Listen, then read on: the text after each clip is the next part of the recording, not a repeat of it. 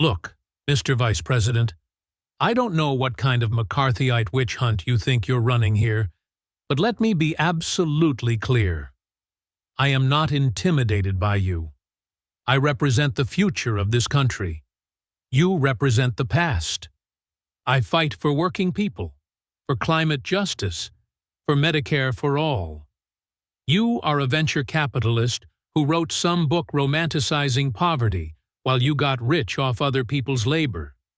So if this hearing is about me supporting the Green New Deal or calling out corporate corruption, you can save your breath. I am not backing down from fascists. Alexandria Ocasio-Cortez stood in the center of the House Ethics Committee hearing room, her voice echoing off the mahogany-paneled walls with a practiced, theatrical cadence. She hadn't even taken her seat yet. She held her phone in her right hand, her thumb hovering over the screen, already composing the tweets in her head that would define the narrative of the next 24 hours. She was 29 years old, wearing a crisp white designer blazer and her signature bold red lipstick, the very picture of millennial resistance. It was February 15th, 2025. The new Congress was just weeks old, and the tension in Washington was palpable. AOC had walked into the room expecting a spectacle. She expected cameras, flashing bulbs, and shouting reporters. She expected to turn this into a viral moment, a clip she could post to TikTok to rally her base against the authoritarian administration.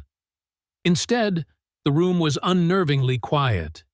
It was a closed session. No press, no cameras, no audience.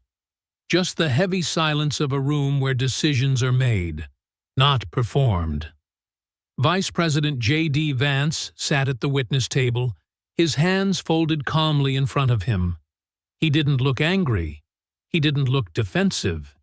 He looked almost bored, possessing the eerie calm of a predator that has already trapped its prey.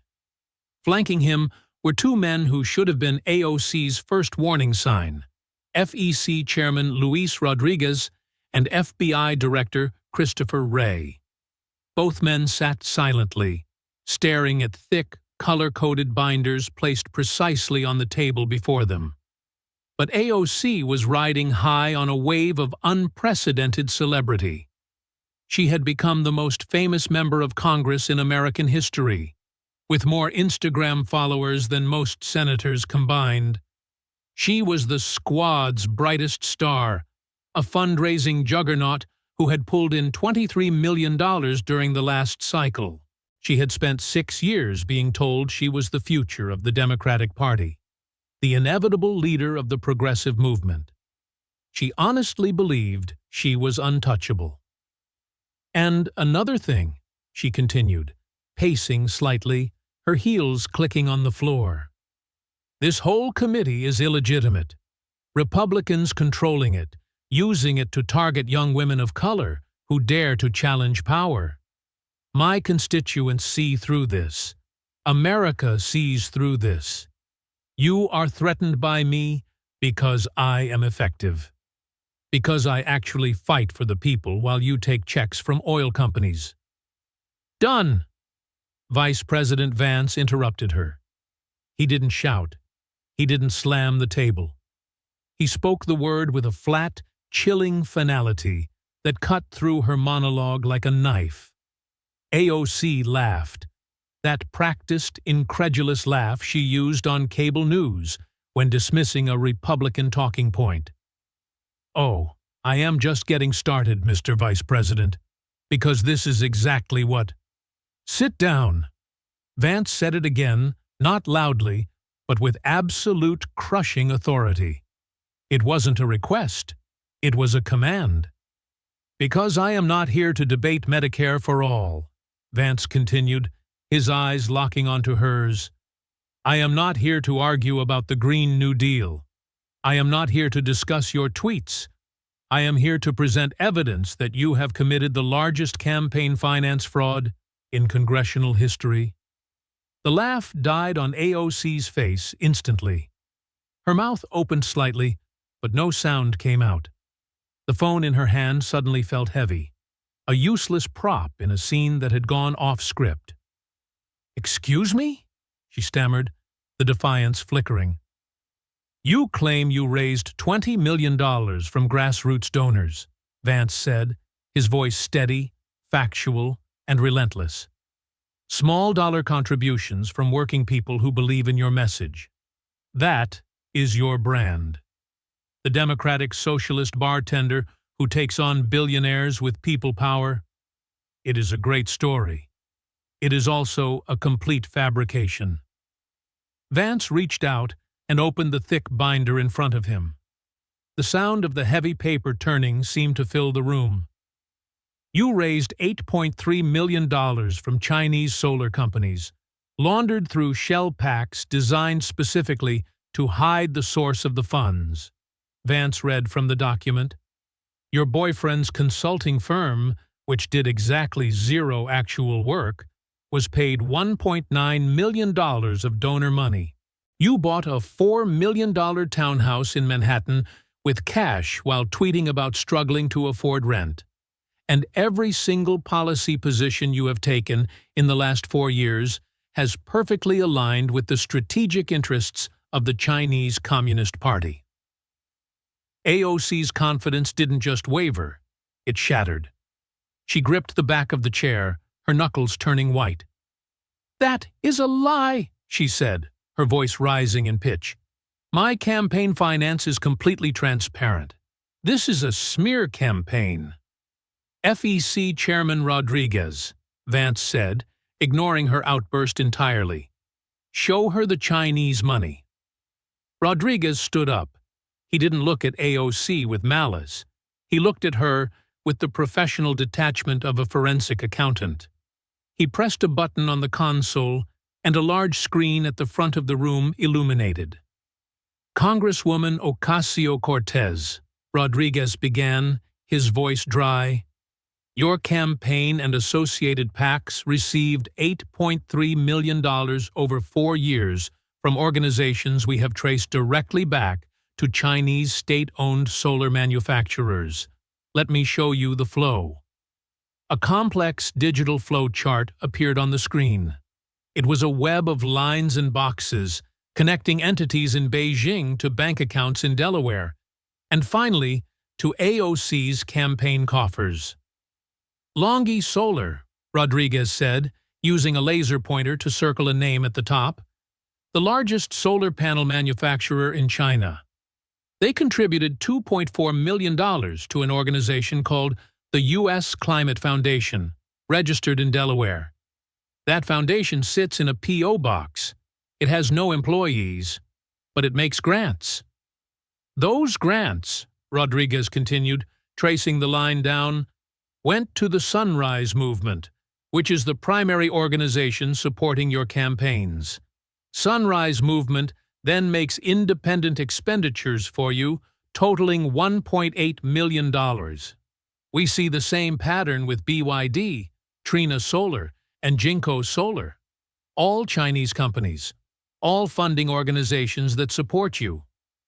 Total Chinese money that ended up supporting your campaigns, $8.3 million, Rodriguez concluded. You have been funded by the Chinese Communist Party to push policies that benefit their industry while destroying American energy independence." AOC's face had gone pale, a stark contrast to the bright red lipstick. She looked at her phone again, as if wishing she could tweet this reality away, but she didn't know how to spin a bank wire transfer. "Those are independent expenditures," she whispered, falling back on legal jargon. "I don't control them." "You coordinate with Sunrise constantly," Vance interrupted, dropping a stack of printed emails onto the table. "We have the emails. We have the text messages. You meet with their leadership weekly. You plan strategy together. Don't pretend these are independent organizations. They are your payroll department." FBI Director Wray spoke up for the first time. His voice was lower, graver. "We also have evidence about Riley Roberts," Wray said. Your boyfriend. His company, Digital Outreach Strategies, has received $1.9 million from PACs you control over 3 years. We interviewed the people at those PACs, Ray said, looking directly at her. We asked them what work Riley's company delivered. We asked for the websites he built, the emails he wrote, the strategy documents. Nobody can tell us, because he didn't do any work. It is a slush fund. You paid your boyfriend nearly $2 million of donor money for fake consulting services. So, Vance said, leaning forward slightly, his eyes cold. Do you want to call me a fascist again? Or do you want to see exactly how much prison time you are looking at for wire fraud, campaign finance violations, and making false statements to federal officials? AOC finally sat down. She collapsed into the chair, the energy draining out of her. For the first time since she had put on that apron in 2018, she had absolutely no idea what to say. To understand how Alexandria Ocasio-Cortez found herself paralyzed in a House hearing room, stripped of her defenses and staring down federal indictments, you have to rewind the clock. You have to go back 8 hours earlier, to a morning that began like any other in the charmed life of America's most famous progressive. 8 hours. Earlier, 9 a.m. AOC woke up in the master suite of her townhouse in Washington Heights. Sunlight streamed through the floor-to-ceiling windows, illuminating the tasteful, expensive minimalist decor. She stretched, reached for her phone on the nightstand, and immediately opened TikTok. 12 million views. She smiled. Her latest video, a 90-second rant about corporate greed filmed in her kitchen while making matcha tea, had gone viral overnight. She scrolled through the comments, soaking in the adoration. Queen. Future president. Drag them, AOC. It was the fuel that powered her existence. She got out of bed and walked to her closet. It was filled with designer labels, Versace, Prabal Gurung, Brother Vellies. She selected a blazer that cost more than the monthly rent of the apartment she claimed to struggle to afford. Her phone buzzed with a calendar reminder. House Ethics Committee hearing. 5 p.m. She frowned slightly. She had received the notification 3 days ago. The summons had been vague.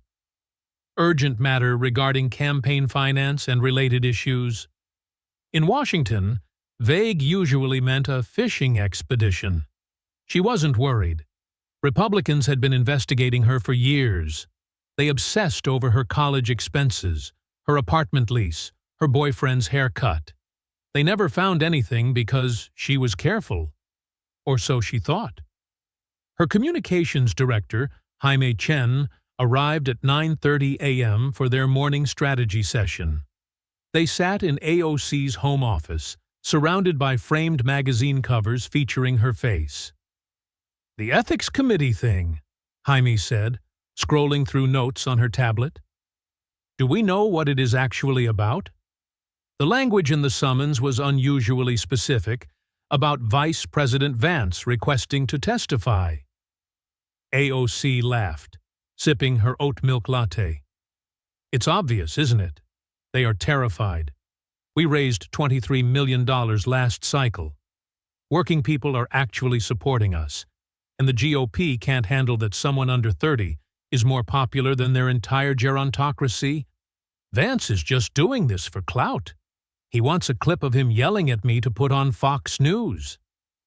It's just weird that the VP is involved, Jaime noted, a frown creasing her forehead. Vice presidents don't usually drag themselves down to committee hearings unless it's big. He is threatened by me, AOC said with absolute conviction. I am everything he hates. Young, diverse, and actually from the working class. He wrote some book about poverty while becoming a millionaire venture capitalist. I actually lived it. Of course, he wants to take me down. She stood up and checked her reflection in the mirror. She looked powerful. She looked invincible. "Here is the play," AOC said, outlining the strategy she had perfected. "I go into the hearing. I live tweet the whole thing. I call out their intimidation tactics in real time. I make them look petty, obsessed, and sexist. By tonight, I will have another viral moment, and we will raise $500,000 off the clips. It will be the best thing that happened to us this quarter." "Do you want me to alert friendly media?" Jaime asked. "Have them waiting outside the committee room?" "It's a closed session," AOC said. "But yes, have Teen Vogue, MSNBC, and Vice ready. I'll do a statement afterward. Something about not being intimidated by the fascist right. It will be perfect." She spent the rest of the morning on congressional work, which mostly consisted of Zoom calls with progressive donors, a virtual town hall where she repeated her standard talking points, and filming 2 more TikToks. But in the back of her mind, she was excited. She loved the fight. She loved the stage. What she didn't know, what she couldn't possibly have imagined as she picked out her jewelry, was that while she was planning her social media strategy, Vice President JD Vance was assembling a firing squad. 7 a.m., the West Wing. While AOC was sleeping, JD Vance was sitting at the head of a long conference table in his office in the West Wing. The room smelled of coffee and high-stakes tension. Around the table sat a team that would terrify any politician in Washington. FEC Chairman Luis Rodriguez, FBI Director Christopher Wray, Treasury Department Financial Crimes Head Margaret Chen, and White House Counsel Todd Blanche. The table was covered not with political oppo research, but with forensic evidence, bank statements, corporate filings from Delaware and Beijing, encrypted email logs, real estate deeds. 6 months of quiet, ruthless investigation had been distilled into the binders that sat before them. Vance looked at the team. At 42, he was the youngest vice president in modern history, but his eyes held the hardness of his Marine Corps service. He wasn't looking for a soundbite. He was looking for a conviction. "Walk me through it one more time," Vance ordered. "I want to make sure we have this locked down tight before she walks into that room this afternoon." FEC Chairman Rodriguez opened his binder. He was a career bureaucrat, a man who cared about statutes, not speeches. Representative Ocasio-Cortez's public narrative is that she is funded by grassroots, small-dollar donors, Rodriguez began. That is the brand, people power versus billionaire money.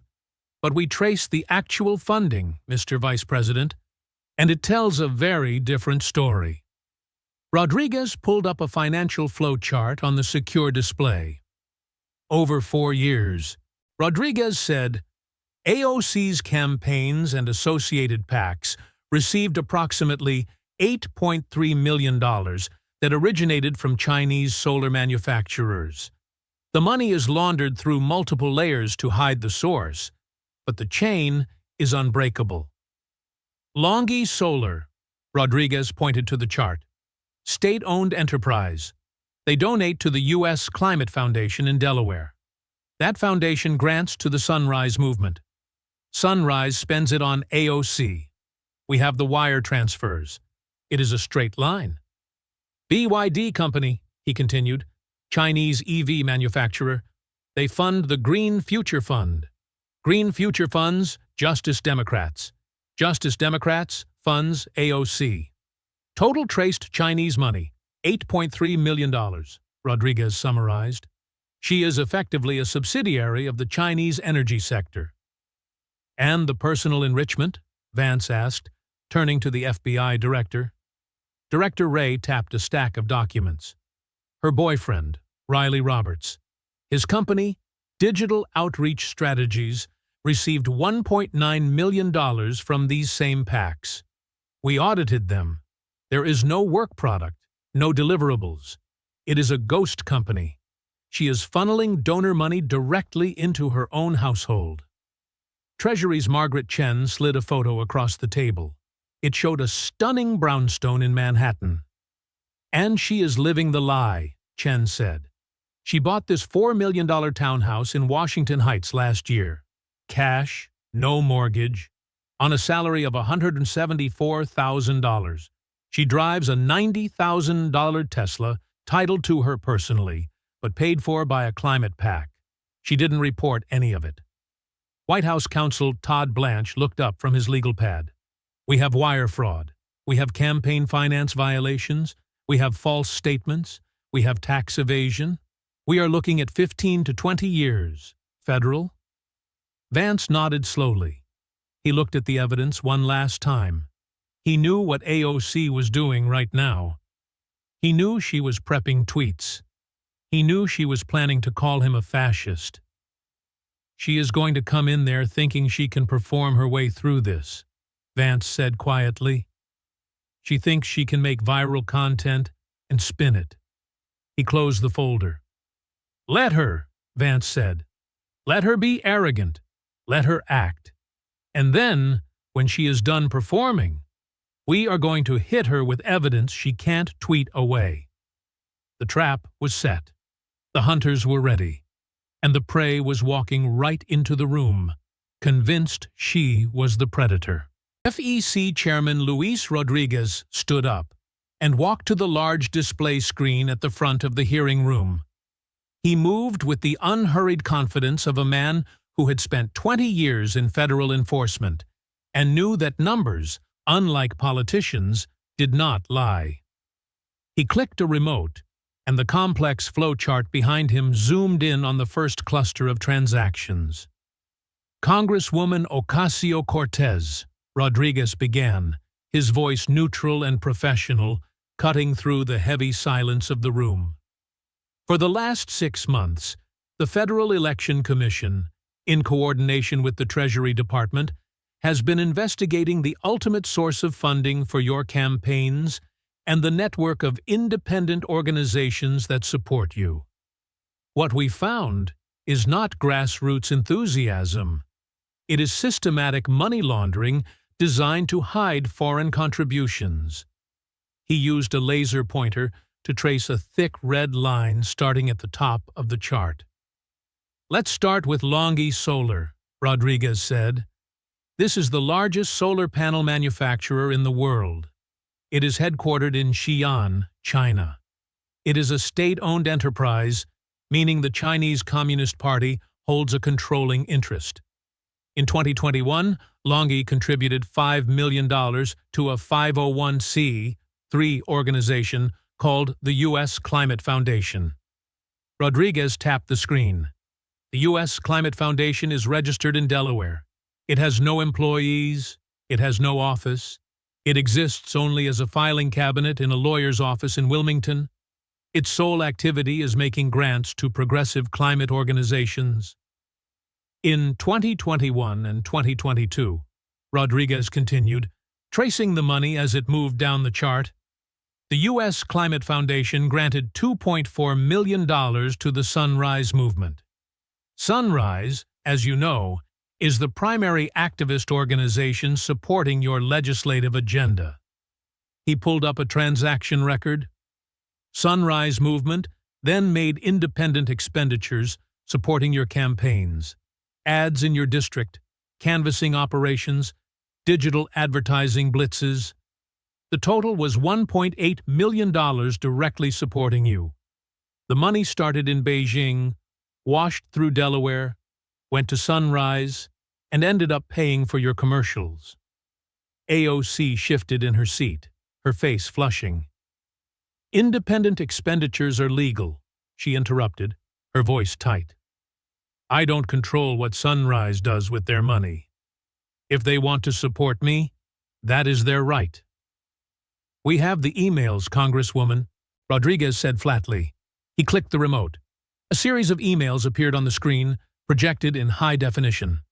From Saikat Chakrabarti, AOC Chief of Staff. To Varshini Prakash, Sunrise Executive Director. Date, August 14, 2022. Subject, Strategy, Allocation. Varshini, we need to deploy the new resources to the digital ad buy in NY14 by Friday. The messaging needs to focus on the corporate greed angle. Let's use the Green Future grant for the ground game. Rodriguez turned back to her. That is your chief of staff directing the expenditure of funds. That is coordination. And when you coordinate with a PAC, their spending becomes a contribution to your campaign. And since the money originated from a foreign national, you have knowingly accepted an illegal foreign contribution. That is a felony, Rodriguez stated. He didn't stop there. He moved to the next stream on the chart. BYD Company, Rodriguez said. Chinese electric vehicle manufacturer, state-owned. They contributed $3 million to the Green Future Fund, another Delaware shell. Green Future granted $1.8 million to Justice Democrats, the very organization that recruited you. Justice Democrats then spent that money on your re-election. Trina Solar, Jinko Solar, Canadian Solar, which, despite the name, is based in China. They all followed the same pattern. They fund U.S. shell nonprofits. Those nonprofits fund the squad's infrastructure. Total documented Chinese origin funds supporting your political career, $8.3 million, Rodriguez concluded. This violates 52 U.S.C. Parva 3D121, the ban on foreign nationals contributing to U.S. elections. You didn't just break the law, Congresswoman. You sold your seat to a foreign adversary. AOC's voice was shaky now, stripped of its usual televised cadence. I didn't know, she insisted, looking at Vance, then back at Rodriguez. I didn't know where Sunrise got their grants. That isn't my responsibility. You are on the board, Rodriguez said, dropping the final hammer for this section. He flashed a corporate filing on the screen. Sunrise Movement, Board of Advisors. Listed clearly was Alexandria Ocasio-Cortez. You attend their strategy meetings, Rodriguez said. You fundraise for them. You are legally a fiduciary of the organization. You knew exactly where the money came from, because we have the meeting minutes where our partners in Asia were discussed. You knew, Rodriguez said, walking back to the table. And you cashed the checks anyway. The air in the room was stifling. The revelation of the Chinese money was bad. It was treasonous in its implication, but it was abstract. It was corporate shells and foreign policy. FBI Director Christopher Wray leaned forward to open the second chapter of the indictment. This wasn't about geopolitics. This was about greed. Let's talk about Riley Roberts, Wray said. His voice was deeper than Rodriguez's, carrying the weight of criminal enforcement. Your long-term partner. AOC flinched. Bringing family into politics was usually off-limits, but she knew, deep down, that Riley wasn't just family. He was an employee. Mr. Roberts operates a company called Digital Outreach Strategies, Wray said, registered in New York in 2020. According to public filings, it provides digital marketing and consulting services to progressive political organizations. Wray pulled a stack of bank records from his binder and slid them toward the center of the table. Over the last 3 years, Wray said, your boyfriend's company received $1.9 million from PACs that you control or heavily influence. Wray began to list the payments, reading from the ledger. Courage to Change, your leadership. PAC, $680,000. Justice Democrats, $490,000. Sunrise Movement, $370,000. Green New Deal Network, $360,000. Total, $900,000. Wray summarized. That is a lot of money for digital consulting. So, naturally, the FBI investigated what work his company actually performed for that money. Ray looked at AOC with a piercing gaze. "We interviewed the executive directors of all 4 organizations," Ray said. "We asked them a simple question. What did Riley Roberts do? We asked them to show us the deliverables.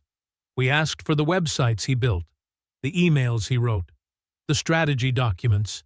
Nobody can tell us, because he didn't do any work." Ray paused, letting the statement land. "Do you know what they gave us?" Ray asked. AOC remained silent, her eyes darting around the room. "Nothing," Ray answered himself. "Not a single page." He picked up a transcript of an interview. Witness, Varshini Prakash, Sunrise Movement. FBI agent. "Can you show us the work product for the $370,000 payment?" Prakash. Riley provided general strategic advice.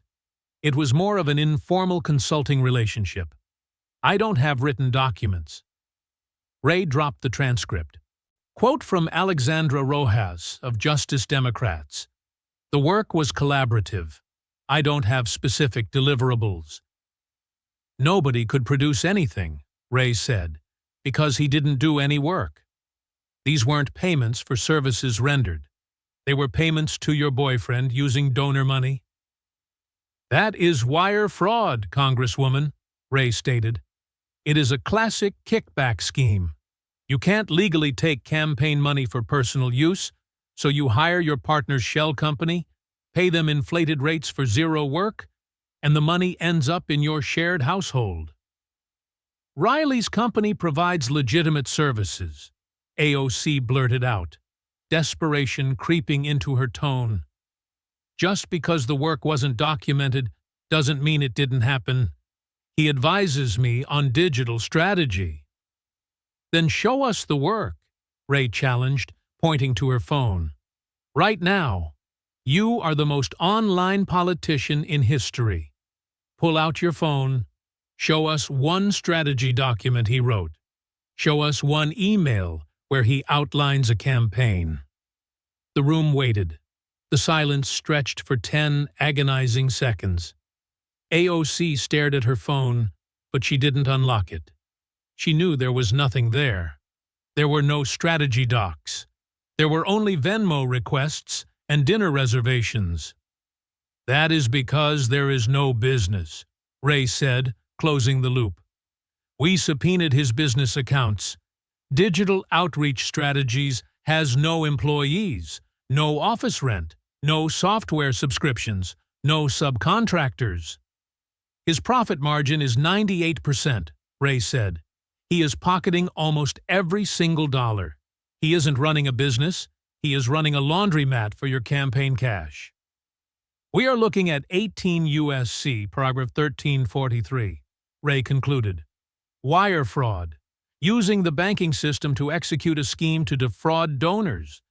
You took money from working-class people, waitresses, students, gig workers, and you funneled nearly $2 million of it to your boyfriend for doing absolutely nothing. You enriched yourself," Vance added from the head of the table, "while tweeting about the evils of capitalism." AOC looked small. The girl boss armor had fallen away. She looked like exactly what she was, a 29-year-old amateur who had gotten greedy and thought no one was watching. "But the money didn't just sit in Riley's account," Treasury's Margaret Chen said, opening the third binder. "You spent it, and you lied about that too." "Let's talk about the townhouse." Margaret Chen from the Treasury Department's Financial Crimes Enforcement Network, FinCEN, did not raise her voice. She didn't need to. The receipts she was about to present shouted loud enough on their own. She moved to the podium with the quiet lethality of a forensic auditor who has already balanced the ledger and found the soul missing. "Let's examine your public image versus your actual life," Chen began, clicking the remote to change the high-definition display behind her. On the left side of the screen appeared a tweet from AOC's official account, dated October 14, 2024. "Just looked at D.C. rent prices again.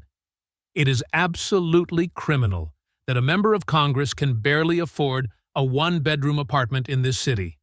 If I'm struggling, imagine how working families feel. We need rent control now. Likes, 842,000. Retweets, 115,000. That tweet went viral, Chen noted, her voice dry.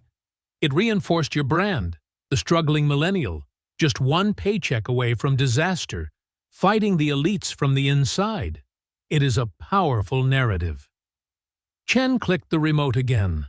On the right side of the screen, a property deed appeared. It was a high-resolution scan of a real estate transaction in New York City, stamped with the official seal of the city register. This is the deed for 437 West 151st Street, Manhattan, Chen read, located in the historic Hamilton Heights district. It is a 3-story brownstone, 3,200 square feet, 4 bedrooms, with a renovated chef's kitchen and a private roof deck with skyline views. Purchase price, $4,150,000. Date of purchase, October 2, 2024. Buyer, Alexandria Ocasio-Cortez. Chen paused to let the dates sink in. The room seemed to shrink around AOC. You tweeted about struggling to afford rent 12 days after you bought a $4 million mansion in cash, Chen said. There is no mortgage recorded on this property. It was an all-cash purchase. No banks, no loans, just a wire transfer. AOC stared at the deed. Her signature was right there at the bottom, magnified on the screen for everyone to see. It looked like a forgery of her own life. That was a family investment, AOC stammered, her voice barely a whisper, the confident projection of the morning completely gone. My family pooled resources. We checked your family's finances, Congresswoman, Chen replied instantly, consulting her binder. Your mother is a school bus driver in Florida. Your brother is a real estate agent with a modest income. Neither of them liquidated assets to fund this. The money came from you. Chen stepped away from the podium and walked toward the witness table. Your congressional salary is $174,000 a year, Chen continued. You have been in office for 6 years. Your total gross earnings, before taxes, before living expenses, are approximately $1.04 million. Even if you lived on air, paid 0 taxes, and spent nothing on food or transport, you are $3 million short. Where did the other $3 million come from? Chen asked. Before AOC could invent an answer, Chen answered for her. We believe it came from the laundered PASI money, Chen said. We are still tracing the specific layering through the Cayman shells, but the timing is undeniable. The payments to Riley's shell company spike in September, and suddenly you are buying real estate in Manhattan in October. Chen moved to the next slide, a photo of a sleek black electric sedan parked in a reserved congressional spot. Tesla Model S Plaid, retail price $91,000. Registered to Alexandria Ocasio-Cortez, date March 2024. We traced the payment for this vehicle, Chen said. It wasn't paid for by you. It wasn't paid for by your campaign.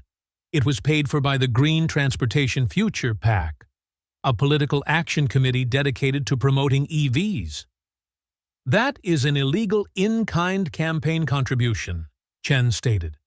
Or, more accurately, it is an illegal gratuity. If a PAC buys you a personal car, that is a bribe.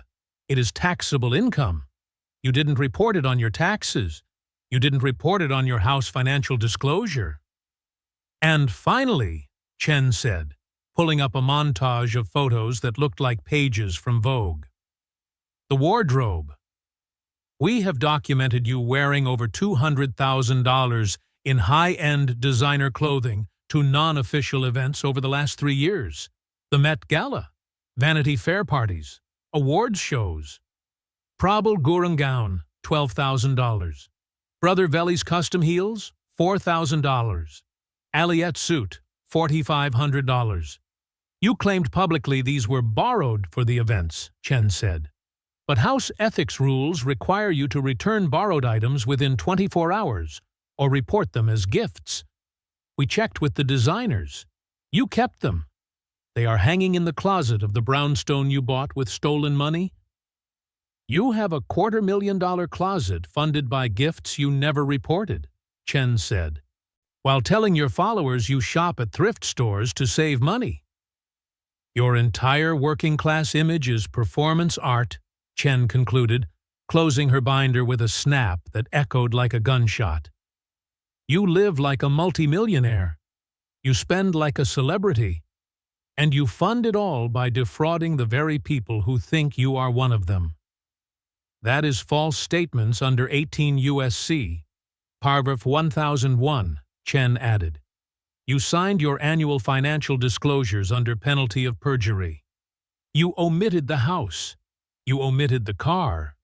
You omitted the clothes. Every single year. You lied to the American people, and you lied to the federal government. Vice President JD Vance leaned forward. The forensic accounting was done. The fraud was established. The lifestyle was exposed. Now, he wanted to drive home the betrayal. He wasn't interested in the math anymore. He was interested in the motive. Let's tie this all together, Vance said, his voice sharp and prosecutorial. Because this isn't just about greed. If you were just stealing money to buy nice things, that would be common corruption. We see that all the time. But this is worse. This is strategic. Why would Chinese state-owned companies spend $8.3 million supporting you? Vance asked. China doesn't do charity. They don't care about the climate. They are the world's biggest polluter.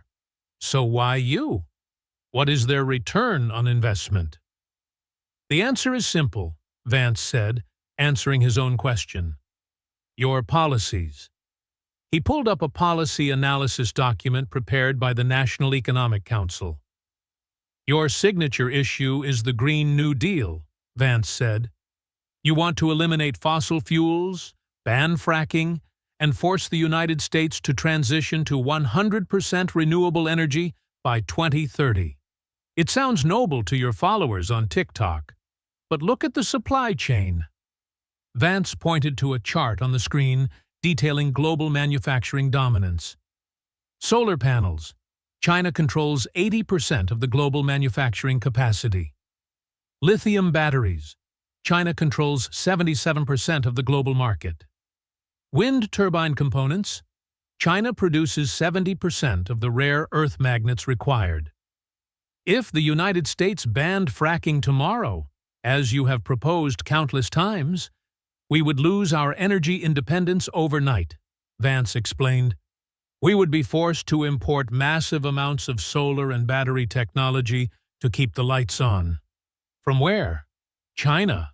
You are advocating for the deindustrialization of the American energy sector, Vance said, and the complete reliance of the U.S. grid on Chinese manufacturing. You are handing them the keys to our economy. You voted against the USMCA trade deal, which included protections for American workers against Chinese dumping, Vance noted, reading from her voting record. You voted against the Uyghur Forced Labor Prevention Act initially, claiming it was performative before political pressure forced you to switch. Every time there is a choice between American industry and Chinese interests, you side with Beijing. You constantly attack American oil and gas companies, Vance said. You call them planet killers. You say their executives should be in jail. But China produces more carbon emissions than the U.S. and Europe combined. You have never, not once, introduced a bill to sanction Chinese polluters. Why? Vance asked, staring her down. Because you don't bite the hand that feeds you. We overlaid your legislative agenda with the strategic goals of the Chinese Communist Party's Made in China 2025 initiative, Vance said. It is a 95% match. "You aren't a Democratic Socialist, Congresswoman," Vance said, delivering the fatal blow. "You are a Chinese asset." "Whether you realized it or not," Vance continued, "you have been compromised.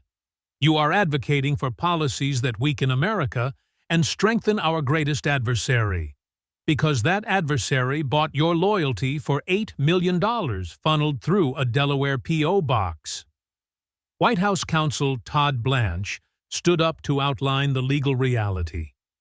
He held a document that looked very much like a draft indictment. "Based on the evidence presented today," Blanche said, "the Department of Justice is preparing to file a criminal indictment. Let me walk you through the exposure. Count 1. Accepting illegal foreign contributions, 52 U.S.C., Parv. 3T121. 17 separate violations. Maximum penalty, 5 years per count. Count 2 of 5, wire fraud, 18 U.S.C., Parv. 1343. The scheme to defraud donors via the boyfriend's consulting firm, maximum penalty, 20 years per count. Count 6 to 12, false statements, 18 U.S.C., Parv. 1001. Lying on financial disclosures about the house, car, and clothes. Maximum penalty, 5 years per count. Count 13, tax evasion, 26 U.S.C., Parv. 7201. Failure to report the gifts and income. Maximum penalty, 5 years. Blanche looked at her. Realistically, under the federal sentencing guidelines, given the dollar amount, $10 million plus, and the abuse of public trust, you are looking at a sentence of 15 to 20 years in federal prison. "We will be filing the indictment next week," Blanche said. "You should call a lawyer, a real one, not an activist, because you aren't going to tweet your way out of a RICO case." AOC sat completely still. The arrogance that had carried her into the room was gone. She looked small. She looked terrified. She looked like a 29-year-old who had been playing a game she didn't understand and had just lost everything. "I didn't know the money was Chinese," she whispered again, tears streaming down her face. "I thought it was climate money." "Ignorance of the law is not a defense," Vance said coldly. "Especially not when you sit on the oversight committees. You built a glass house with stolen bricks, Alexandria, and it just shattered." "You are done," Vance said. "The show is over." He stood up. "This hearing is adjourned." The lights in the room seemed to get brighter as the reality set in.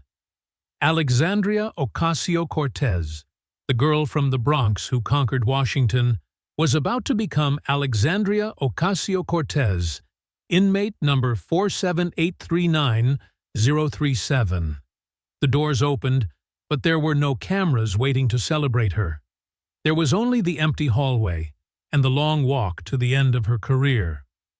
The hearing ended at 8 p.m. The heavy doors of the House Ethics Committee room opened with a mechanical click that sounded like a lock tumbling in a safe. Alexandria Ocasio-Cortez walked out into the hallway of the Longworth building, her heels clicking rhythmically on the marble floor. She instinctively braced herself for the onslaught.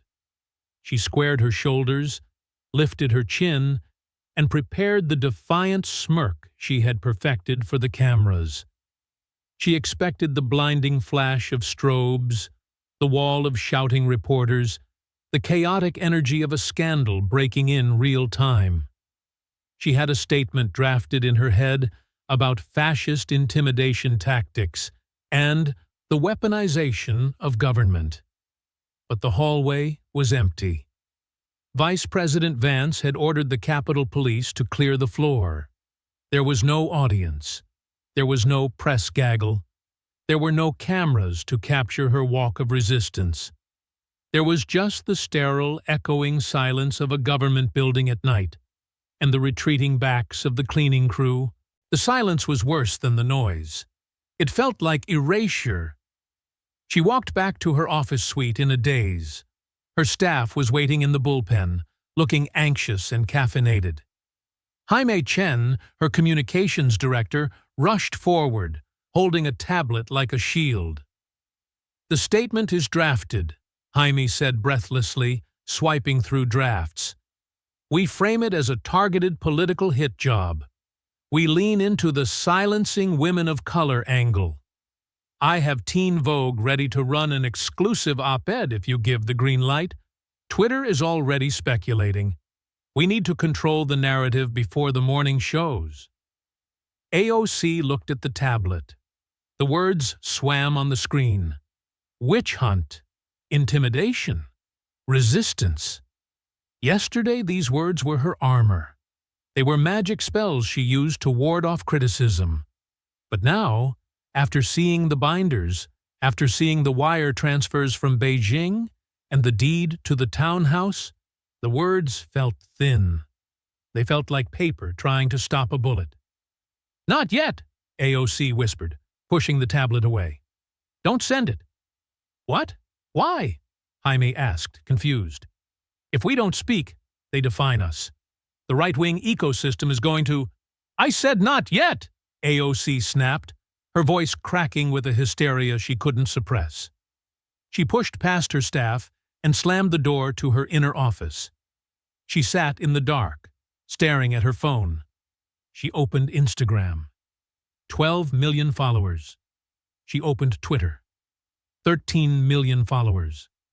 They were all there, waiting for her, waiting for the clapback, waiting for the queen to slay. But she couldn't tweet. For the first time in her life, she was terrified of the internet, because she knew what was coming. Vance wasn't going to let her spin this. He wasn't playing the cable news game. He was playing for keeps. At 9 a.m. the next morning, the hammer dropped. JD Vance stood at the podium in the James S. Brady press briefing room at the White House. He wasn't alone. Behind him stood a phalanx of law enforcement, FBI Director Christopher Wray, Attorney General Pam Bondi, and FEC Chairman Luis Rodriguez. The visual alone was enough to stop the news cycle cold. The Vice President, the Attorney General, and the FBI Director standing together meant one thing: crisis. "Good morning," Vance said. His voice was calm, devoid of the theatrical anger politicians usually projected. "Yesterday, the Department of Justice presented evidence to the House Ethics Committee regarding a criminal investigation into Representative Alexandria Ocasio-Cortez. This morning," Vance continued, "we are announcing that the Department of Justice has filed a 17-count federal indictment against the Congresswoman." A collective gasp went through the press corps. Reporters scrambled to type, the room lighting up with the glow of screens. The charges include conspiracy to violate the Federal Election Campaign Act, wire fraud, false statements to federal officials, and tax evasion. Vance didn't stop for questions. He signaled to the screen behind him. "This is not a political dispute regarding policy," Vance said. "This is a criminal conspiracy involving foreign money." He showed the flowcharts, the Chinese solar companies, the Shell PACs, the $8.3 million. He showed the boyfriend's company, the $1.9 million for zero work. He showed the house deed, the $4 million cash purchase. The evidence was visual, simple, and devastating. Networks split their screens. On the left, Vance presenting the hard receipts, bank statements, emails, deeds. On the right, the iconic photo of AOC at the Met Gala in her Tax the Rich dress. The contrast was lethal. The champion of the working class was a fraud living in a mansion funded by Beijing. By noon, the political dam broke. Representative Ro Khanna, a fellow progressive and squad ally, was the first to defect. He issued a terse statement. "The allegations presented by the Department of Justice are grave and supported by substantial evidence. No one is above the law. If these charges are true, Representative Ocasio-Cortez has betrayed the progressive movement." Senator Bernie Sanders, her political mentor, was cornered by reporters in the Senate subway. He looked tired. His shoulders slumped. "Campaign finance fraud is a serious crime," Sanders grumbled, refusing to look at the cameras. "We must let the legal process play out. But I am deeply disturbed by the reports of foreign funding." But the moderates were not so kind. Moderate Democrats in swing districts, terrified of being tied to a Chinese asset in the upcoming midterms, demanded her head. Hakeem Jeffries, the House Minority Leader, called her at 2:00 p.m. "Alex," Jeffries said, his voice cold and businesslike, "you need to resign." "I won't," she argued, clutching the phone, desperate. "This is a setup, Hakeem. You know how they work. You have to fight for me, if we stick together." "I saw the bank records, Alex," Jeffries cut her off. "You bought a $4 million house in cash. You took money from the CCP. We can't defend this. We won't defend this. If you don't resign by tomorrow, I will introduce the expulsion resolution myself. And I have the votes." She hung up. She looked at her phone. Her mentions were a dumpster fire. Fraud. Traitor. You lied to us. Enjoy prison. The viral moment had arrived, but she wasn't the hero. She was the villain. On September 15, 2025, the trial of United States of America versus Alexandria Ocasio-Cortez began in the E. Barrett Prettyman United States Courthouse in Washington, D.C. She had resigned from Congress 2 weeks after the indictment, releasing a defiant statement claiming she needed to focus on her defense against this fascist persecution. It was a lie that saved her the indignity of being the first member expelled since James Traficant. The trial lasted 6 weeks. It was the media event of the decade. Lines wrapped around the courthouse blocks before dawn. AOC arrived at court every day, dressed in modest, somber suits, charcoal gray, navy blue. No designer labels, no red lipstick. Her hair was pulled back in a severe bun. She was playing the role of the innocent public servant. Her defense team, expensive white-collar lawyers paid for by a legal defense fund that struggled to raise money, tried to paint her as a naive idealist who was manipulated by sophisticated donors. She didn't know, her lead attorney argued in opening statements. She is a visionary, not an accountant. She trusted her staff. She trusted her partner. She is a victim of her own trusting nature. But the prosecution didn't rely on narratives. They relied on receipts. They called Varshini Prakash of the Sunrise Movement. Under a grant of immunity, she testified that AOC personally sat in meetings where the Asian funding streams were discussed. She knew, Prakash told the jury, avoiding AOC's gaze. She told us to maximize the intake before the election laws changed. She said, "Get it while we can." They called the real estate agent who sold her the townhouse. "She told me she wanted a cash deal, so there would be no bank scrutiny," the agent testified. "She brought the check herself. She was very specific about privacy." But the turning point was the emails. The prosecution displayed hundreds of emails between AOC and her boyfriend, Riley Roberts. AOC: "We need to move more into the consulting bucket this month. The renovation on the house is going over budget." Riley: "I can invoice Justice Dems for another $50K, but they are asking for deliverables. I don't have anything to show them." AOC: "Just send them a PDF of old tweets. They won't check. They need me. Just get the check." The jury gasped. It wasn't naivety. It was cynicism. It was greed. It was contempt for the very people she claimed to lead. On November 2, 2025, the jury retired to deliberate. They were out for less than 2 days. When they returned, AOC stood up. She looked at the jury box. She looked for one sympathetic face, one person who might have been a fan, one person who believed the story. She found none. We, the jury, find the defendant, Alexandria Ocasio-Cortez, guilty on count 1, guilty on count 2, guilty on count 3, guilty on 14 of the 17 counts. The Chinese money, the wire fraud, the false statements, the tax evasion. She collapsed into her chair, burying her face in her hands. Her mother, Blanca, sobbed audibly in the back row. The sentencing hearing was scheduled for 2 weeks later. Judge Catherine Forrest, an Obama appointee known for her fairness but severity in financial crimes, presided. AOC stood before the bench. She had one last chance to save herself. Her lawyers had told her, "Show remorse. Admit you were wrong. Cry if you have to. Beg for probation." "Ms. Ocasio-Cortez," Judge Forrest said, "do you have anything to say before I impose sentence?" AOC took a breath.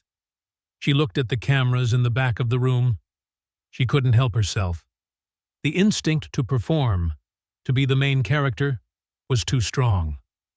"I stand here today," AOC said, her voice trembling but defiant, "as a political prisoner. I am being punished not for crimes, but for daring to challenge the oligarchy. This is a weaponization of the justice system. History will absolve me."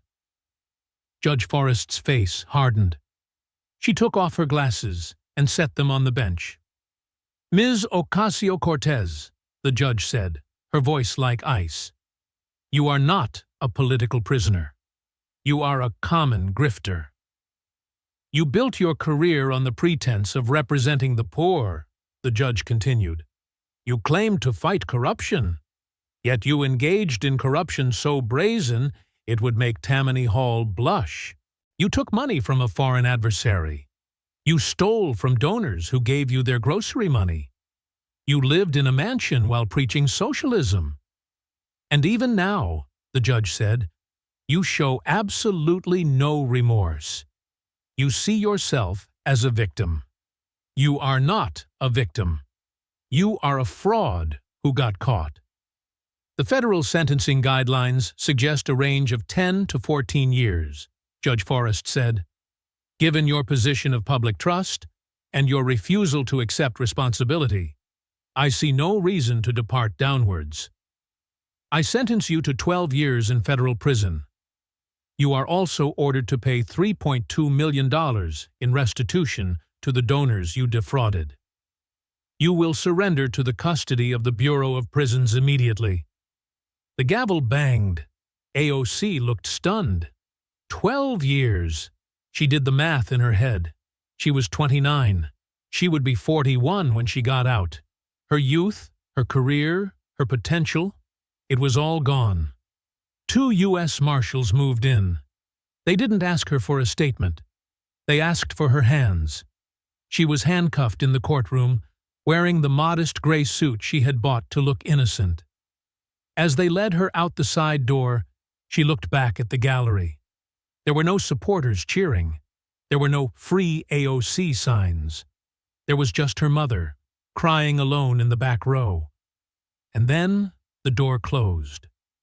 On December 12, 2025, the heavy steel gates of the Federal Correctional Institution, Danbury, rolled shut behind Alexandria Ocasio-Cortez. It was a low to medium security facility for women in Connecticut, situated on a hill about 70 miles north of the district she used to represent. It was the same facility that had housed Piper Kerman, whose memoir became "Orange is the New Black." AOC had watched the show religiously, tweeting about the need for criminal justice reform. Now, the irony was a cold, iron weight around her neck. She was living the unglamorous, brutal reality of it.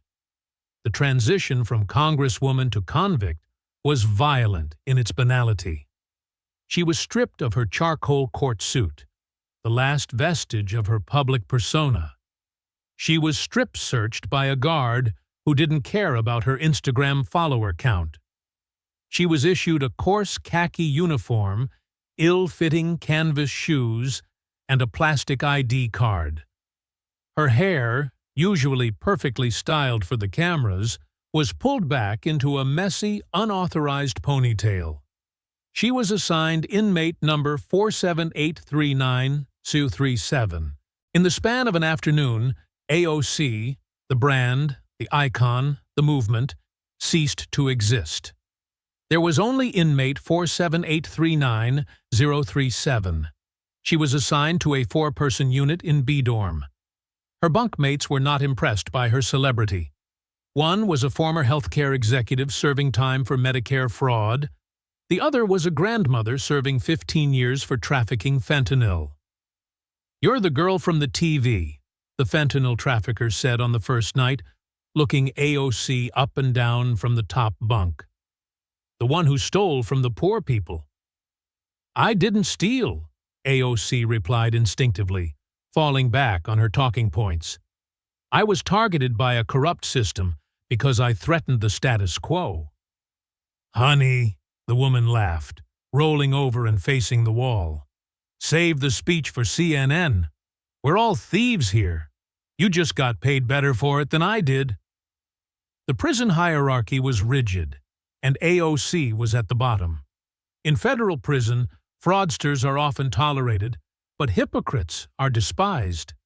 The Chinese money angle made her a pariah among the patriot groups inside. A former Marine serving time for assault cornered her in the cafeteria line 3 weeks in.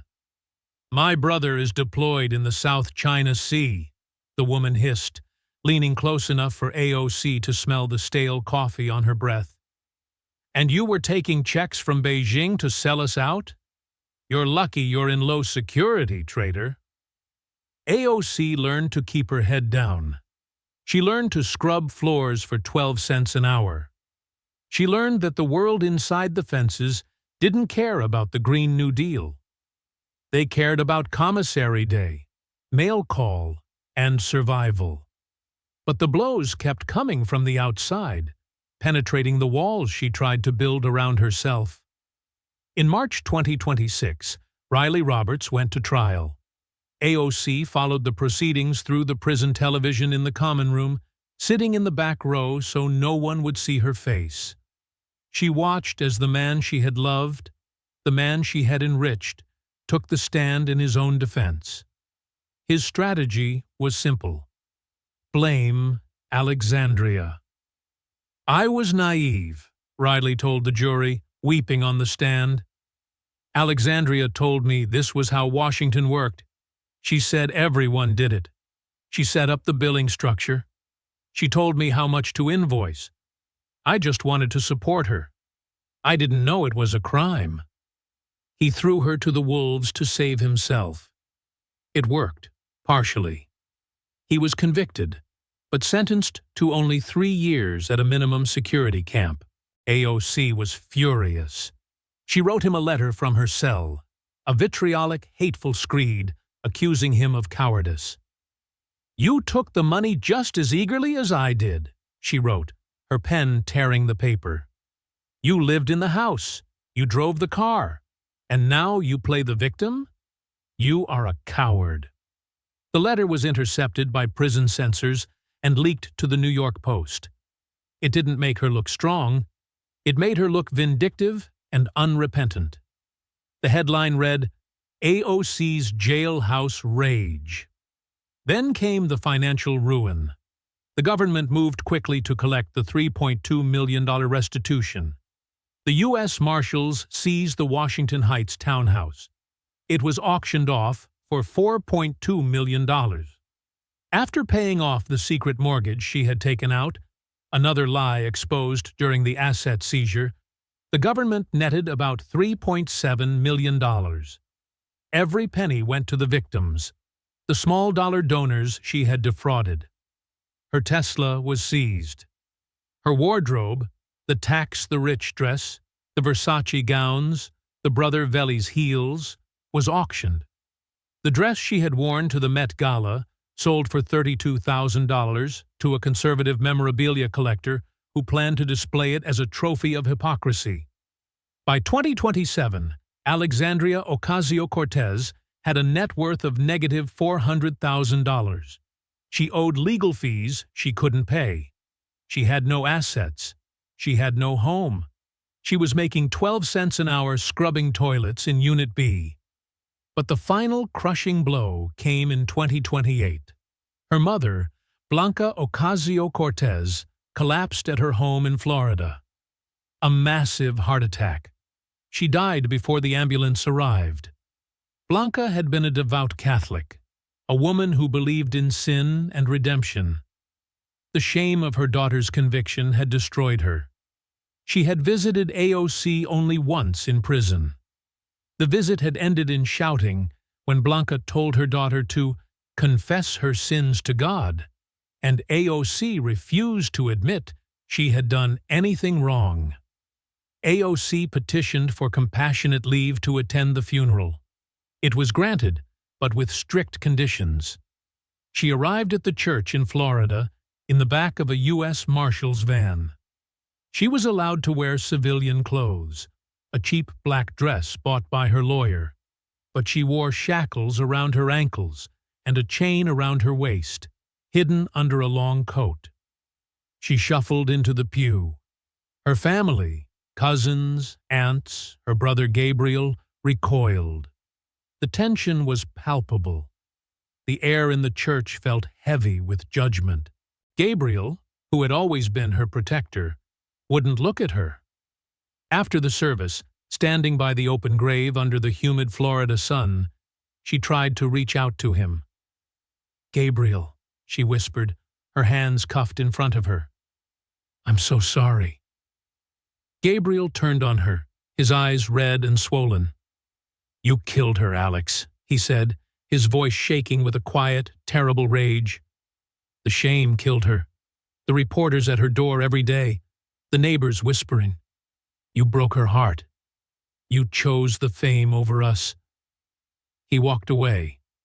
He didn't look back. The marshals guided her back to the van. She had been out of prison for 4 hours. She had buried her mother. She had lost her brother. As the van rolled back toward the highway, returning her to her cage, Alexandria Ocasio-Cortez finally broke. She didn't cry for the cameras. She didn't cry for the jury. She cried because, for the first time, the reality of her life crashed down on her. The check had finally cleared, and the cost was everything she had left. December 2035. 10 years had passed. The world outside the fences of FCI Danbury had moved on. The Green New Deal was a footnote in history books, often cited as a cautionary tale of corruption and foreign influence. The squad was gone. Rashida Tlaib had lost her primary, Ayanna Pressley had retired, and Ilhan Omar was serving her own sentence in a different federal facility. Alexandria Ocasio-Cortez sat in a small, sterile room at FCI Danbury, facing the Federal Parole Board. She was 36 years old now. The gray hairs were visible in her ponytail, uncolored and unhidden. The fire in her eyes had been replaced by a dull, resigned exhaustion. The years had taken the edge off her voice, replaced by a quiet deference. "Ms. Ocasio-Cortez," the parole officer said, looking at her file, "you have served 85% of your sentence. We are here to determine if you are suitable for supervised release." The questions were standard. Do you accept responsibility? Do you understand the harm you caused? For 10 years, AOC had clung to her narrative. I was targeted. I was a political prisoner. But today, she was tired. The fight was gone. "I accept responsibility," she said quietly, looking at her hands. "I took money I shouldn't have. I lied to the public. I betrayed my oath. I was arrogant, and I paid the price." It was a performance, practiced in the mirror for weeks, but it was enough. Release granted. On January 15, 2038, the gates of FCI Danbury opened. There were no news helicopters. There were no cheering crowds. There were no cameras. There was just her brother, Gabrielle, sitting in a 10-year-old Toyota Camry. He had forgiven her enough to give her a ride, but not enough to smile. They drove to the Bronx in silence. The city looked different, shiny, taller, alien. Gabriel dropped her off at a walk-up building on 149th Street. It was a studio apartment, 450 square feet.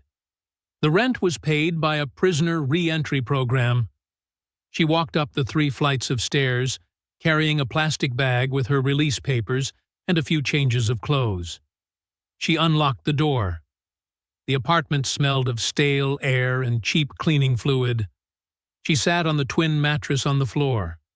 She was home, but she wasn't AOC anymore. She was just Alexandria. The adjustment was brutal. She applied for jobs at nonprofits, thinking her experience would count. It didn't. Her name was toxic. "We can't have you on the payroll," a director at a housing charity told her, not unkindly. "The donors would revolt. You're radioactive." In 2040, at the age of 41, she finally found work. She walked into Patty's Pub, a dive bar in the South Bronx, 3 blocks from her apartment. It wasn't the chic Manhattan cocktail lounge where she used to work in her 20s.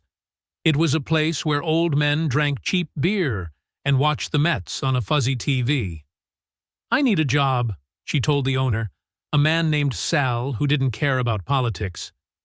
"Can you pour a Guinness?" Sal asked. "Yes," she said. "Start Friday. Minimum wage plus tips." And so, the circle closed. One Friday night in 2043, the bar was quiet. A group of college students from Fordham University came in. They were young, idealistic, born after her conviction. They were studying political science. One of them, a girl with bright green hair and a vintage Tax the Rich tote bag, a bag Alexandria herself had likely authorized 20 years ago, squinted at the bartender. "Excuse me," the student said. "You look really familiar. Did you used to be someone?" Alexandria wiped the counter with a rag. She looked at the girl. She saw the spark, the naivety, the belief that she could change the world if she just posted enough infographics. She saw herself. "No," Alexandria said, her voice flat. "I just have one of those faces." "Oh," the girl said, losing interest. "Anyway, can we get a pitcher of Miller Lite?" "Coming right up." As she poured the beer, the TV above the bar flashed a news alert. President JD Vance announces re-election campaign. It was 2044. JD Vance, the man who had sat across from her in that hearing room nearly 20 years ago, was finishing his first term as President of the United States. He was graying, distinguished, speaking to a stadium of thousands. A reporter in the crowd asked him a question. "Mr. President, your opponent is calling for a revival of Green New Deal-style policies. Critics say it's a return to the politics of AOC. What is your response?" On the grainy TV screen, President Vance smiled. It wasn't gloating. It was pity. "I think history has spoken on that," Vance said into the microphone. "We saw where that road leads. It leads to corruption. It leads to hypocrisy. And ultimately, it leads to tragedy. Alexandria Ocasio-Cortez had all the talent in the world. She could have been a great leader. Instead, she became a cautionary tale. Let's not make the same mistake twice." The bar erupted in cheers for the president. The patrons raised their glasses. Alexandria Ocasio-Cortez stood behind the bar, holding the pitcher of beer. She watched the man who had destroyed her ascend to the highest height of power, while she stood in the same sticky spot she had started in 25 years ago. She didn't scream. She didn't throw the glass. She didn't tweet. She walked over to the table. "Here's your beer," she said. "Thanks," the student said, not looking up from her phone. Alexandria walked back to the register.